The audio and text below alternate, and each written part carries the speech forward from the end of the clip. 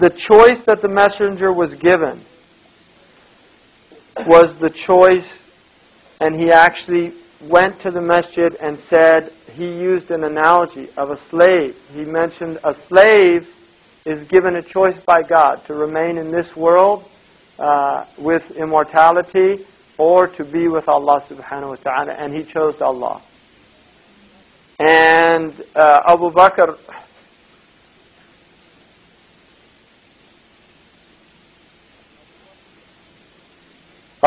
immediately began to weep because he was the only person that understood.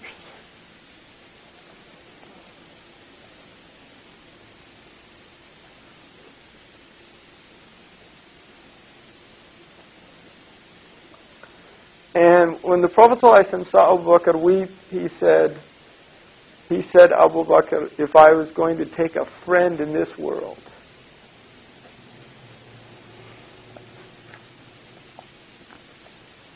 it would have been Abu Bakr. But we have a brotherhood. We're الْمُؤْمِنُونَ إِخْوَةٌ. He's a brother like all of the others. And then he looked around and he saw the windows and he said, close all of the windows except the window of Abu Bakr in the masjid, which was a clear indication that Khilafah was going to be Abu Bakr.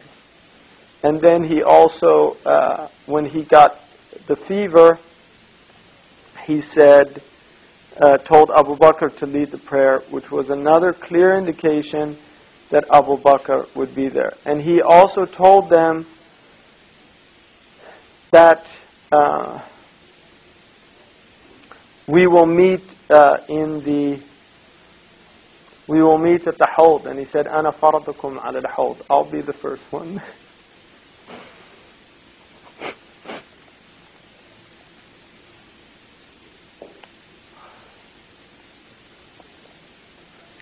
And then he went back to,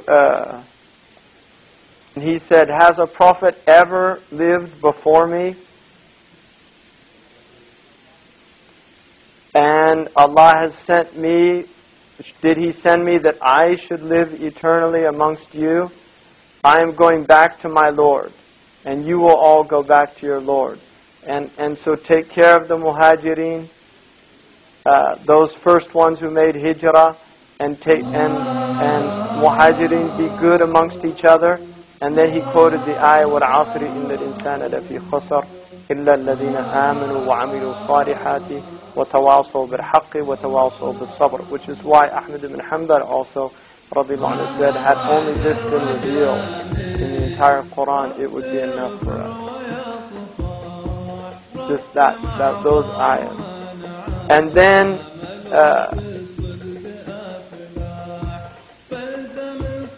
what happens is the Messenger of Allah, right before he died, he actually came out to pray. And he saw Abu Bakr radiallahu anhu leading the prayer. And Fadl, who was the son of Abbas, said that he never saw the Prophet's face glowing like he saw on that day. And he said he looked and he was so happy that he smiled, watching all of the believers in the masjid praying, and Abu Bakr leading the prayer. And all of the believers started looking over at the Messenger of Allah while they were praying. And he told them, indicated to finish their prayer. And they were happy because they actually thought he'd gotten well. And he was helped by his nephew, his cousin, to Abu Bakr. And then he sat down. Abu Bakr tried to go back and he pushed him forward, and then he sat down and prayed next to him, which is a clear indication that Abu Bakr was his Khalifa. And at that point he went back into his chamber, and the Messenger of Allah sallallahu alaihi wasallam, when he right before he died, he began to say Ar-Rafiq al-A'la, and he would repeat that, which is the most exalted companionship. So he was leaving his worldly companions to be with Allah subhanahu wa ta'ala. And then the other thing that he said right before he died, as-salah, as-salah, and he repeated that, prayer, prayer, telling his ummah to guard their prayer. وَمَا مَلَكَتْ أَيْمَانُكُمْ, and people who are under your authority, like servants and these things. To beware of oppressing people. So those are the two wasiyah, and then he said the Rafiq al-Ala, and then he gave his last breath, sallallahu alayhi wa sallam. And the Sahaba said that there was no greater musibah. Of all of the things that they had suffered, nothing compared to the loss of the Messenger of Allah. And even Fadl said that it's not the death of the Messenger that mourns us, that causes this mourning. We feel so much because we know that he's gone to be with Allah. But it's that we've lost communication. So the divine guidance stopped. But Allah said that it was perfected, and so everything that was there was there. Sayyidina Umar lost it, really. I mean, that's not, I think that Sayyidina Umar, he just couldn't take the news. And this is the idea of a grief that's so incredible that you lose your mind. He lost his mind, and he started swearing that he would kill anybody that said the Messenger of Allah. Now, Abu Bakr had a wife outside of Medina who he was actually visiting, and he got the news, and he immediately came, and he went to the room of Aisha, and he came in, and the Prophet ﷺ was there, and he pulled off the cloth, and he looked at the Prophet, and he assessed that he was indeed dead, and he said,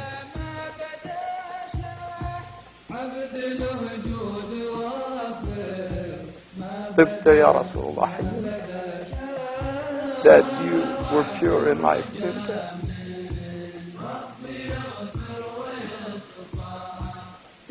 And then when he had determined that he was indeed dead, he then went out and he told the people, he got up and he praised Allah subhanahu wa ta'ala, and then he said to them, ألا من كان يعبد محمدا فإن محمدا قد مات ومن كان يعبد الله فإن الله حي لا يموت. Whoever worships Muhammad, then let him know that Muhammad is dead. But whoever worships Allah, let him know that Allah is living and does not die. And then he recited the ayah, إِنَّكَ مَيِّتٌ وَإِنَّهُمْ مَيِّتُونَ. You will die and they will die. And then the ayah, وَمَا مُحَمَّدٌ إِلَّا رَسُولٌ قَدْ خَلَتْ مِنْ قَبْلِهِ الرُّسُلُ. Muhammad is nothing but a messenger, which is a very harsh ayah, but it's part of the reality that he is a man like other men who came before from Allah, and he, like the others died, will die.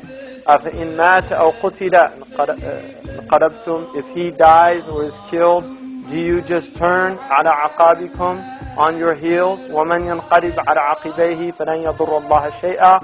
And anyone who does turn and flees, then he has not harmed Allah at all, one jot. وَسَيَجْزِي اللَّهُ الشَّاكِرِينَ. And Allah will reward the grateful. And when he read that, Sayyidina Abu Bakr, Sayyidina Umar realized, he said it was as if the first time he'd ever heard those verses. And they realized that the Messenger of Allah was dead. Now, this obviously creates a very serious crisis in the community, because 23 years they had direct guidance from the Messenger of Allah, and in the last 10 years in Medina they've had his guidance, and these would be very long years filled with barakah. And so these people really would have not experienced, it would have been as if this was going to just go on. And like all things, it had to come to an end.